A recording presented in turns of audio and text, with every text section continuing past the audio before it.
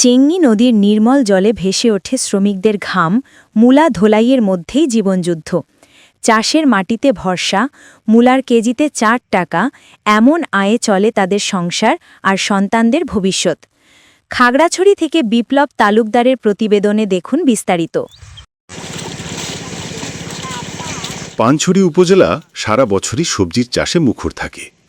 Changi নদীর ২ তীর জুড়ে যেন এক সবুজ চাদর। ফুলকপি, বাঁধাকপি, বেগুন, আলু, মূলা কিংবা লাউ, মৌসুম বদলে বদলে মাঠের রূপও পাল্টায়। এখন চলছে মূলা তোলা ও ধোলাইয়ের মৌসুম। ভোরের কনকনে শীত উপেক্ষা করে শ্রমিকেরা ছুটে আসে জমিতে।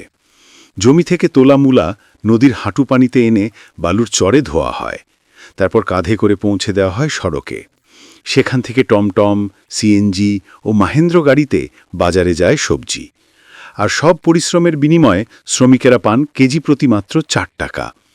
সারাদিন পানিতে ভিজে রোদে শুকিয়ে আয় করাই ৪ টাকাই কারো জন্যে সন্তানদের পড়ালেখার ভরসা, কারো জন্যে সংসারের একমাত্র সঞ্চয়। এইচএসসি পড়ুয়া জয়ন্ত নামের এক শ্রমিক জানালেন, মূলা ধোয়াই তার শিক্ষার খরচ জোগানোর একমাত্র উপায়। আমার নাম জয়ন্ত, আমি ইন্টার পাস করছি এবং আমি খেলাধুলাও করি। খেলাধুলার ফাঁকে কাজ করি। আজকে এখানে কাজ করতেছি।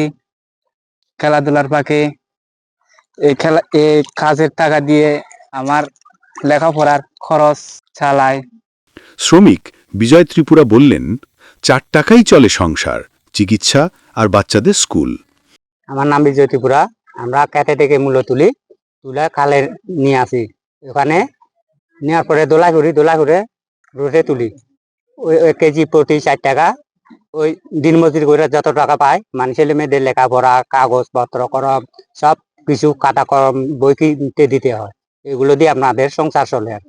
উচ্চ বিদ্যালয়ের শিক্ষক বিমলেন্দু চাকমা জানান, প্রতি বছর নিজের জমিতে মূলা চাষ করেন তিনি।